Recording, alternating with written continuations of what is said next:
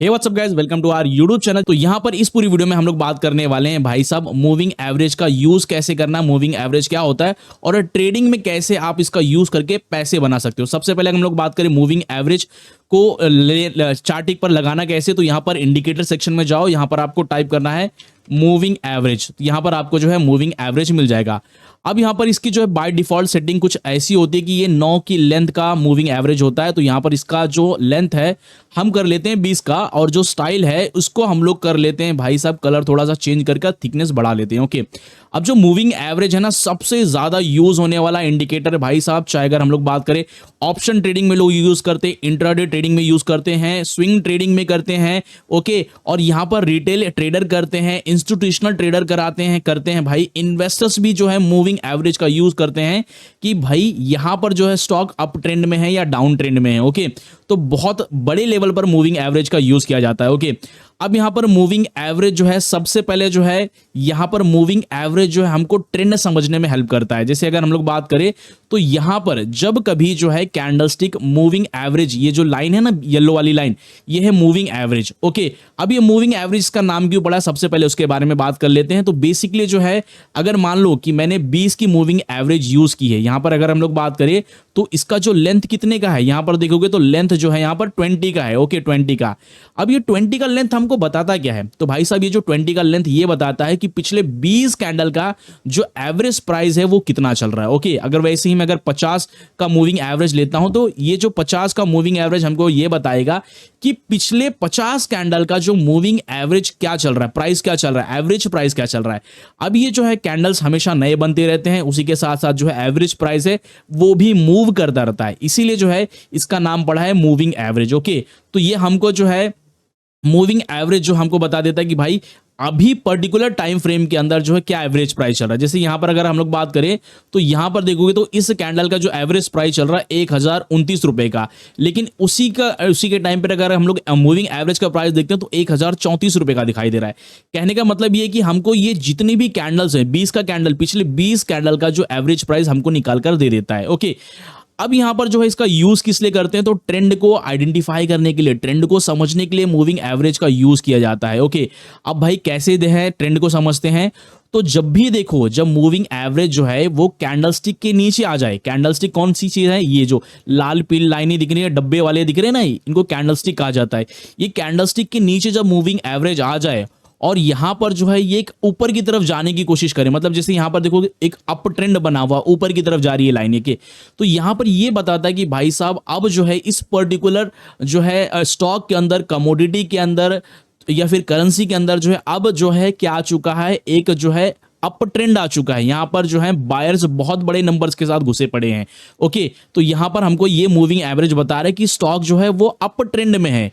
इसी तरह अगर मान लो कि भाई साहब मूविंग एवरेज जो है अगर मान लो कि कुछ इस तरीके से है, ओके, ये ना ऊपर जा रही ना नीचे जा रही, देखो फ्लैट है। ओके, एक ही डायरेक्शन में देखोगे, यहां से अगर हम लोग बात करें यहां तक, अगर मैं लाइन भी ड्रॉ कर देता हूं ना, यहां से देखोगे तो यहां तक। ओके, इसका जो मैं कलर है थोड़ा सा येलो नहीं, येलो तो मैच हो जाएगा, उसके साथ रेड कर देता हूं, रेड भी नहीं होगा। ओके, यहां पर हम लोग जो है कर देते हैं ये कलर। अब देखोगे तो जो मूविंग एवरेज है यहां पर भी उतना ही है, ऐसे फ्लैट है मूविंग एवरेज। तो ये बताता है कि भाई साहब अब जो है ना स्टॉक में कंसोलिडेशन है, दम नहीं है, एक रेंज बाउंड मार्केट है। रेंज बाउंड मार्केट मतलब एक ही रेंज के अंदर ऊपर या नीचे जा रहा है, तो ये हमको बता देते हैं कि भाई साहब अब रेंज बाउंड मार्केट है।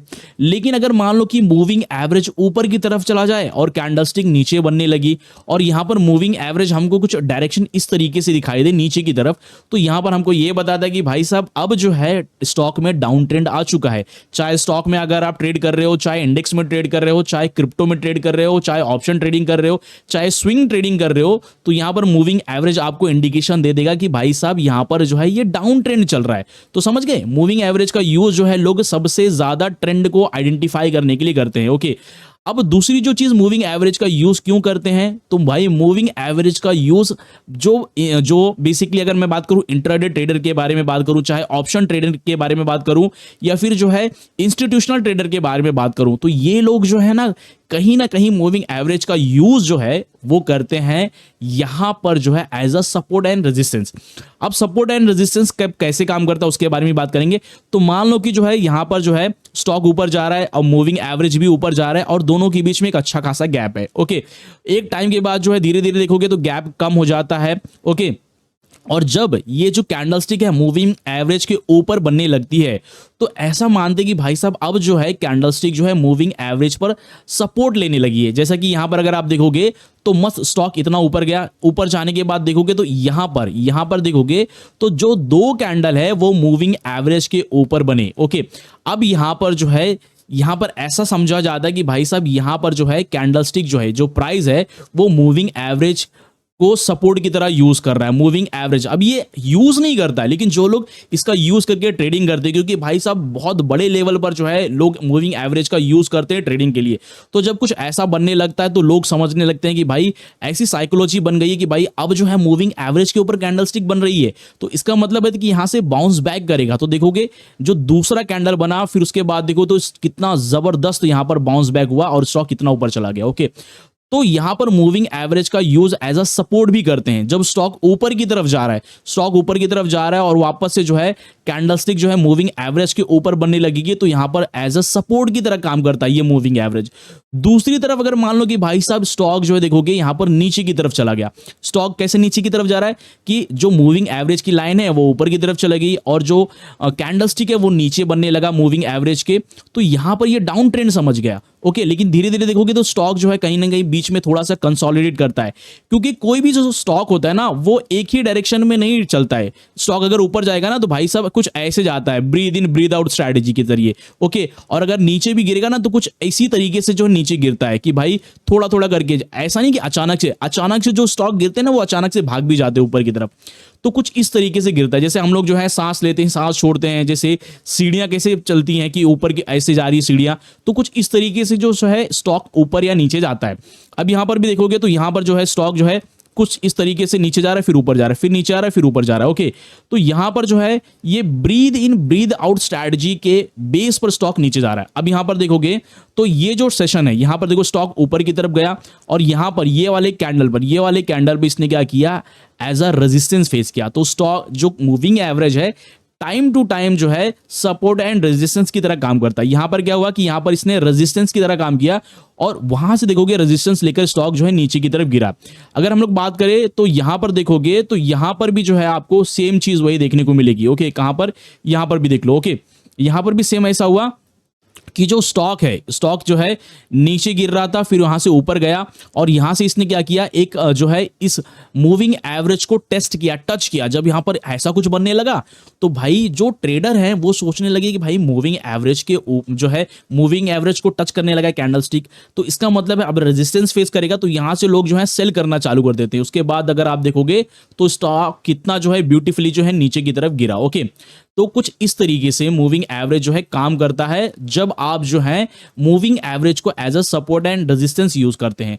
लेकिन ये सपोर्ट एंड रेजिस्टेंस कब काम नहीं करता, तो जब भाई रेंज बाउंड मार्केट हो, कुछ इस तरीका का मार्केट हो, जब आपको पता है कि आपने जो मूविंग एवरेज चूज किया है ना वो ऊपर है कैंडलस्टिक के, ना वो नीचे, बल्कि बीच से हो जाते हुए गुजर रहा है। जैसे कि यहां पर अगर आप देखोगे तो क्या हो रहा है कि यहां पर जो मूविंग एवरेज है ना वो कैंडलस्टिक के बीच में से जाता हुआ गुजर रहा है। ओके, तो यहां पर बताया जा रहा है कि तो यहां पर जो है आपको समझ में आ जाएगा कि भाई साहब रेंज बाउंड मार्केट है, तो यहां पर सपोर्ट एंड रेजिस्टेंस जो है काम नहीं करता। नहीं तो आप बोलोगे भाई साहब यहां पर देखो, हालांकि करता थोड़ा बहुत लेकिन उस लेवल पर नहीं करेगा कि स्टॉक जो है बहुत ज्यादा ऊपर भाग जाए बहुत ज्यादा नीचे भाग जाए, क्योंकि यहां पर देखोगे तो स्टॉक जो है देखोगे कितना अच्छा जो है इसने इस प्राइस तक। ओके, यहां पर देखो तो एक कैंडल दो कैंडल, यहां पर देखोगे ना मस्त कितना अच्छी तरीके से जो है देखोगे ये सभी कैंडल्स ने इसके ऊपर सपोर्ट लिया और उसके बाद जो स्टॉक जो है कितना अच्छी तरीके से जो है ऊपर की तरफ भाग गया। ओके, लेकिन ये चीज हमेशा काम नहीं करती है। हमेशा काम नहीं करती कब, जब जो है रेंज बाउंड मार्केट, यहां पर देखो सपोर्ट ले रहा है फिर वापस ऊपर जा रहा है फिर नीचे आ जा रहा है।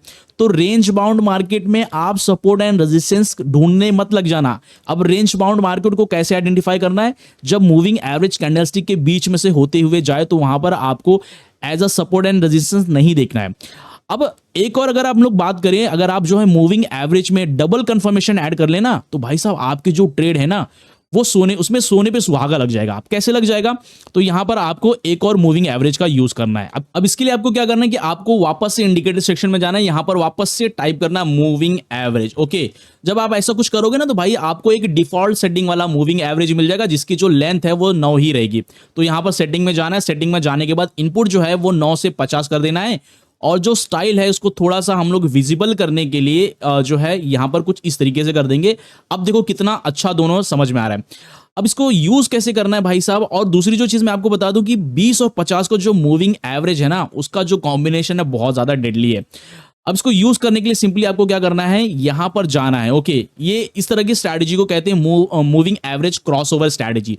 अब इसमें क्या करना है कि आपको ये देखना है कि भाई यहां पर जो मूविंग एवरेज है, ओके, कहां पर ध्यान देना है, यहां पर ध्यान दो, यहां पर। ओके, यहां पर आपको क्या करना है कि यहां पर जो है आपको देखना है कि ये जो रेड वाली मूविंग एवरेज है वो क्रॉस ओवर करके नीचे की तरफ जाए, एक दूसरे को क्रॉस ओवर हो, और जो येलो वाली मूविंग एवरेज हो वो रेड वाली लाइन को क्रॉस करके ऊपर की तरफ जाए। देखो यहां पर कुछ इस तरीके से पैटर्न बन जाना चाहिए कि जो येलो वाले मूविंग एवरेज है वो ऊपर चला जाए और जो रेड वाला मूविंग एवरेज है वो नीचे की तरफ आ जाए, और इन दोनों के ऊपर कैंडल स्टिक हो। और ध्यान देने वाली बात यह है कि इन दोनों मूविंग एवरेज के बीच में यहां पर देखोगे एक अच्छा खासा जो है गैप होना चाहिए। जितना अच्छा खासा गैप होगा उतना स्ट्रांग जो है अप ट्रेंड माना जाएगा। ओके, इस तरीके से कुछ ये काम करता है। अब यहां पर क्या करना है कि आपको यहां पर जो है देखोगे तो यहां पर ये हमको जो है as a up trend indication देगा, और दोनों के बीच में अच्छा खासा गैप भी है। अब यहां पर हमको ट्रेड कहां पर लेना है, जैसे कि मैंने आपको बोला था कि जब भी आपको यहां पर जो येलो लाइन है इसके ऊपर जब जो कैंडलस्टिक है वो सपोर्ट लेकर वापस से बाउंस बैक करती है तो वहां से आपको जो है बाय करना है। मान लो कि भाई मुझे यहां पर ये कैंडल जो है बना, ये कैंडल बनने के बाद ये जो दूसरा कैंडल बना ये ऊपर गया, तो मुझे कंफर्मेशन हो गई कि भाई साहब देखो पहला जो हमारा 20 की मूविंग एवरेज के ऊपर कैंडलस्टिक है और जो है जो 50 है उसके भी ऊपर है, और दोनों के बीच में एक अच्छा खासा गैप है। तो यहां से मैं क्या करूंगा, मैं एक बाय का ट्रेड ले लेता हूं यहां से। ओके, और ये जो बाय का ट्रेड है मैं कहां तक लूंगा, जब तक कि भाई साहब ये जो कैंडलस्टिक है ऊपर से वापस से ऊपर आकर इसको टच ना कर जाए 20 के मूविंग एवरेज को।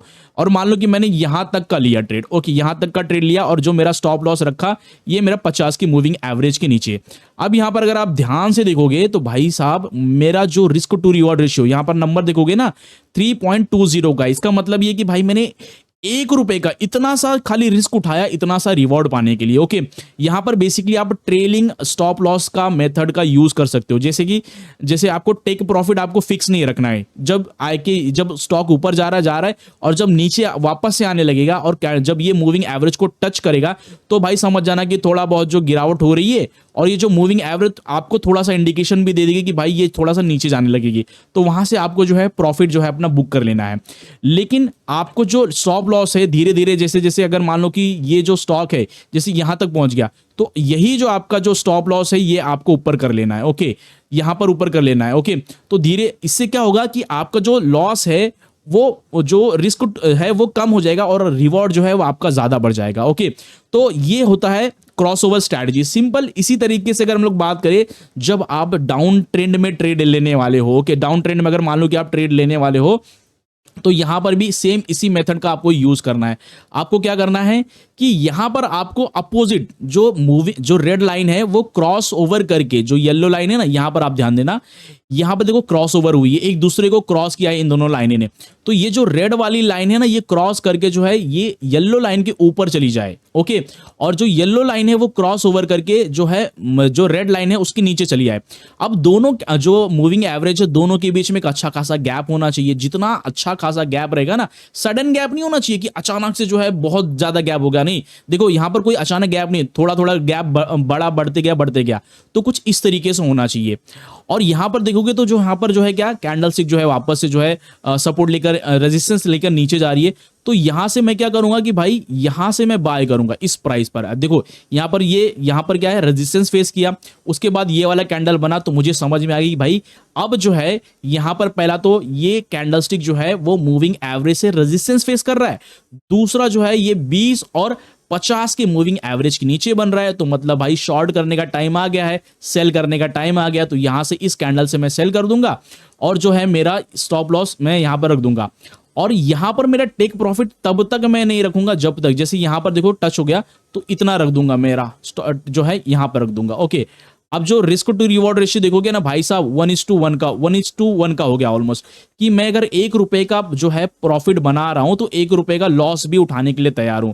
और वैसे वैसे अगर मैं बात करूं तो देखोगे तो थोड़ी टाइम तक अगर मैं थोड़ा सा पेशेंस रखूंगा तो स्टॉक जो है कितना नीचे गिरा था, इतना इतना नीचे गिरा था स्टॉक। ओके, तो इस तरीके से आप जो है मूविंग एवरेज का यूज कर सकते हो अपने इंट्राडे ट्रेडिंग में, ऑप्शन ट्रेडिंग में, स्विंग ट्रेडिंग में, बिटकॉइन ट्रेडिंग में, क्रिप्टो ट्रेडिंग में, सभी तरह के ट्रेडिंग में। इनफैक्ट जो है लोग जो है इन्वेस्टमेंट के लिए भी मूविंग एवरेज का यूज करते हैं भाई, कि कैंडलस्टिक जो है चार्ट पैटर्न जब देखते हैं ना कि भाई कितना मूविंग 200 की मूविंग एवरेज के ऊपर चल रहा है या नहीं, जो लोग भाई साहब फंडामेंटल एनालिसिस कर रहे हैं ना वो एक बार चार्ट खोलकर जरूर देखते हैं और उसमें देखते हैं कि भाई जो ये जो कैंडलस्टिक है, जो कोई भी कंपनी है, क्या वो 200 की मूविंग एवरेज के ऊपर चल रही है। अगर वो चल रही है तो भाई थोड़ी बहुत जो वो स्टेबल मानी जाती है। ओके, तो मूविंग एवरेज बहुत इंपॉर्टेंट इंडिकेटर है और बहुत बड़े लेवल पर इसका यूज किया जाता है।